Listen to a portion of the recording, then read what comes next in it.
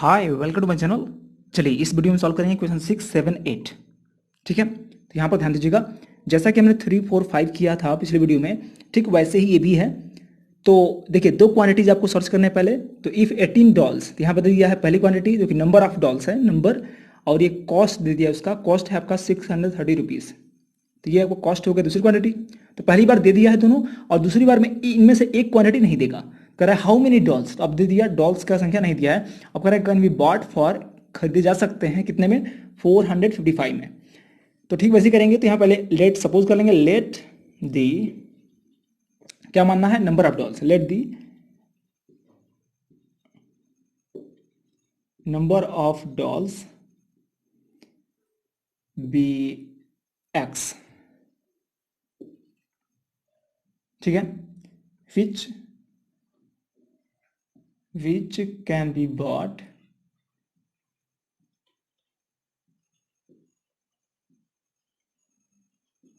bought for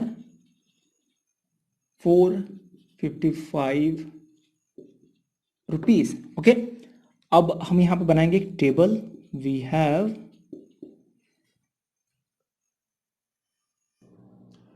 okay, तो मैंने बना लिया एक टेबल यहाँ पे। तो नंबर ऑफ डॉल्स यहाँ पर कितना है, पहली बार 18, यहाँ लिख देंगे 18।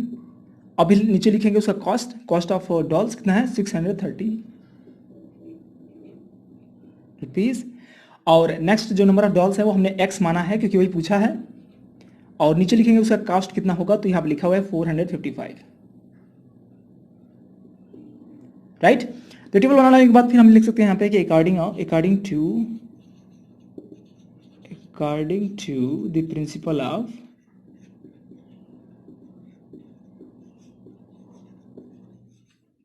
डायरेक्ट प्रोपोर्शन,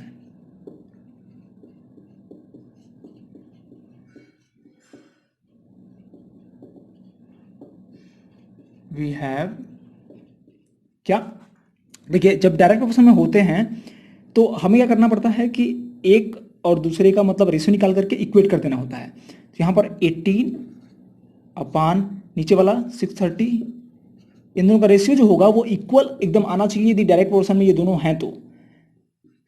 और आपको ये भी पता करना पड़ेगा कि डायरेक्ट प्रोपोर्शन में है या फिर इनवर्स प्रोपोर्शन में है, तभी आप ये फॉर्मूला लगा सकते हैं। क्योंकि इनवर्स प्रोपोर्शन में अलग प्रिंसिपल है, काम करता है, ठीक है, उसमें मल्टीप्लाई करना पड़ता है दोनों को।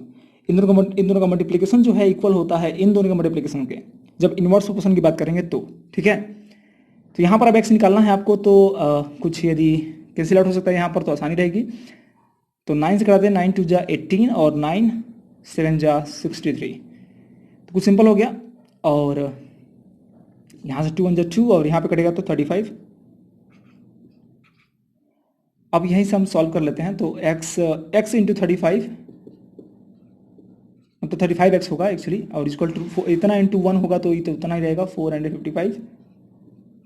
ठीक है, it implies x is equal to, यहाँ पर डिवाइड कर देंगे 35 से, तो 455 अपान 35, 5 7 जा 35 और 5 9 जा 45, 5 1 जा 5, 7 1 जा 7 और 7 1 जा 7, और यहाँ बचेगा 221 और 7 3 जा 21, मतलब 13 आएगा। और वही लिख देंगे यहाँ पे कि hence the required number of dolls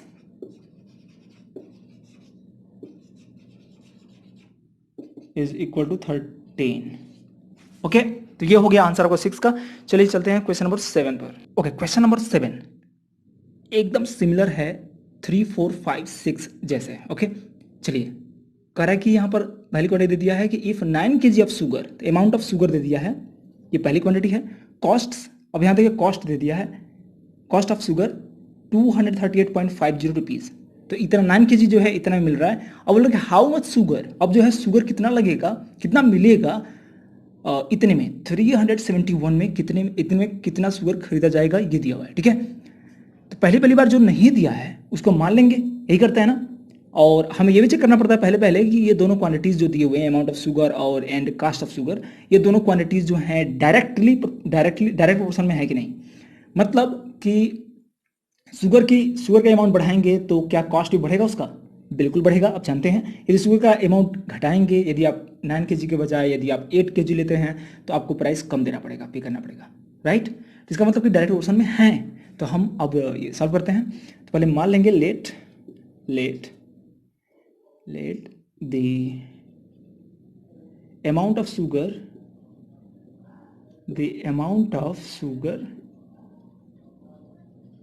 be x kg, okay, in 371 rupees. मान लीजिए इतने रुपीज़ में x kg ऑफ शुगर बांट किया गया। उसके बाद वी हैव, हम यहाँ पे टेबल बनाएंगे एक, ठीक है। ओके, तो हमने अब यहाँ पे टेबल बना लिया है। Amount of sugar, cost of sugar यहाँ पे लिख लिया है। तो अमाउंट ऑफ शुगर यहाँ पर देखिए कितना होगा। तो पहली बार देखिए यहाँ पर पहले सेंटेंस में क्या दिया हुआ है, 9 केजी। अमाउंट ऑफ शुगर है 9 केजी, तो इसका कॉस्ट जो है वो लिख दीजिए नीचे 238.50 रुपीज़। ओके, उसके बाद यहाँ पर जो सेकेंड वाला जो अमाउंट है शुगर का वो नहीं दिया है, तो x केजी हम माने हैं यहाँ पे, तो वो x केजी हो गया। कॉस्ट ऑफ शुगर यहाँ पर कितना है, 371, राइट। और हम ये जानते हैं कि दोनों क्वांटिटीज जो हैं डायरेक्ट प्रोपोर्शन में हैं, इसलिए हम यहाँ पे सॉल्व करेंगे according to the principle of direct proportion. Okay, we have, हम जानते हैं प्रिंसिपल इसका क्या कहता है कि हम रेशियो निकालते हैं तो रेशियो इक्वल होता है, मतलब 9 अपान, मतलब amount of sugar upon cost of sugar, यही रेशियो होता है। तो 9 अपान इतना 238.50, इनका रेशियो जो है वो इक्वल होगा इतना। कब, जब ये दोनों क्वांटिटी जो है डायरेक्ट प्रोपोर्शन में हो तब। तो ये हो जाएगा x अपान 371। अब इसे सॉल्व करना है। ओके, तो सॉल्व कैसे करेंगे यहाँ पे, तो पहले यहाँ पे क्रॉस मल्टीप्लाई कर लेते हैं और x इंटू दिस हो जाएगा, तो हो जाएगा आपको x into 238.50 is equal to 9 into this. तो हम मल्टीप्लाई एक्चुअली नहीं करेंगे क्योंकि कुछ यहाँ पे कैंसिल आउट हो सकता है। तो इट इम्प्लाइज अब यहाँ पे x की वैल्यू निकालनी है, तो x इक्वल टू हो जाएगा 9 इंटू 371 होल अपान 238.50, राइट। अब यहाँ पर डेसिमल को हटा देते हैं, तो डेसिमल को हटाएंगे तो क्या होगा कि 10 से मल्टीप्लाई किए थे तभी हटेगा ये, और ये जीरो को हटा देते हैं, और यहाँ पे 10 से इधर मल्टीप्लाई करना पड़ेगा तो जीरो बढ़ जाएगा यहाँ पे, राइट। अब यहाँ पे ऊपर नीचे हमें कैंसिल आउट करना है, तो बस मेरे ख्याल से 9 से कट जाएगा ये, क्योंकि हम ऐड करेंगे तो 5 और 5 8 5 5 10 और 10 8 18, 9 से कट रहा है तो ये भी 9 से कट जाएगा, 9 में 9 और ये 9 से कटेंगे तो 9 टू 18 एंड 5 बचा 58, 9 6 54, 9 6 54, 58 में से 54 तो 4 बचा 45, 9 5 45, ठीक है, इसलिए आउट हो गया। अब यहाँ पे भी 5 से कटेगा ये, तो 5 5 जा 25 यहाँ पे, और 5 3 जा 15, 5 से भी कटाइए, 5 7 जा 35, 5 21 हो जाएगा, 5 4 जा 20, 5 2 जा 10, राइट। 53 बचा,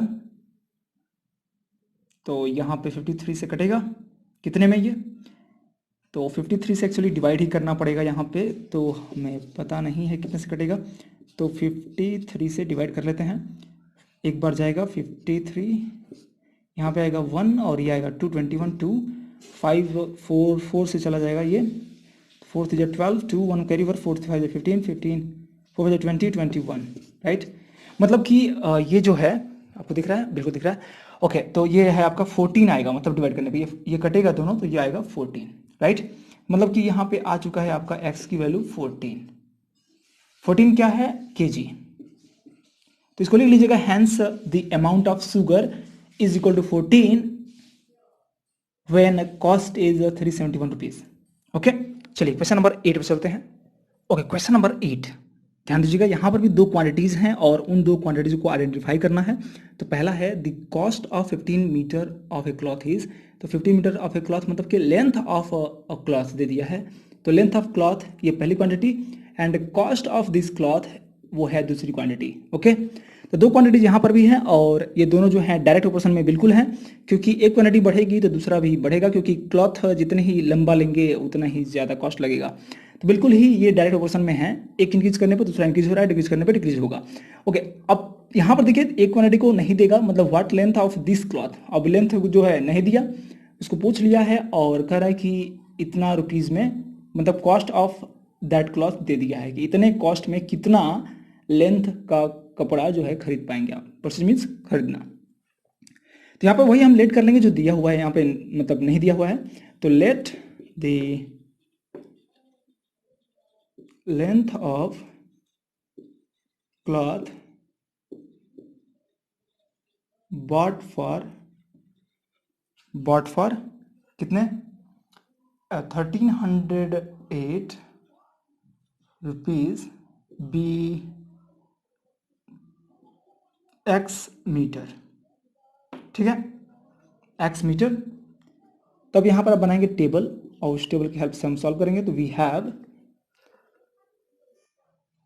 ओके, तो टेबल मैंने बना लिया यहाँ पे। तो अब यहाँ पर लेंथ ऑफ क्लॉथ यहाँ पर जो है यूज करेंगे। तो लेंथ ऑफ क्लॉथ कितना है, पहली बार 15 मीटर, 15 मीटर।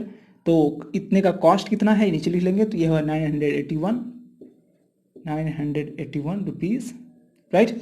और यहाँ पे फिर दूसरा लेंथ कितना माना हमने, एक्स मीटर माना है, तो यहाँ लिख देंगे एक्स मीटर। और नीचे जो है इसका कॉस्ट जो दिया हुआ है वो है आपका 1308, राइट। तो हम जानते हैं कि length of cloth and cost of cloth, ये दो क्वांटिटीज जो हैं वो डायरेक्ट प्रोपोर्शन में है, इसलिए अकॉर्डिंग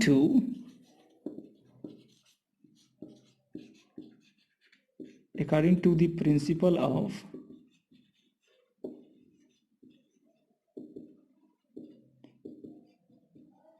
डायरेक्ट प्रोपोर्शन,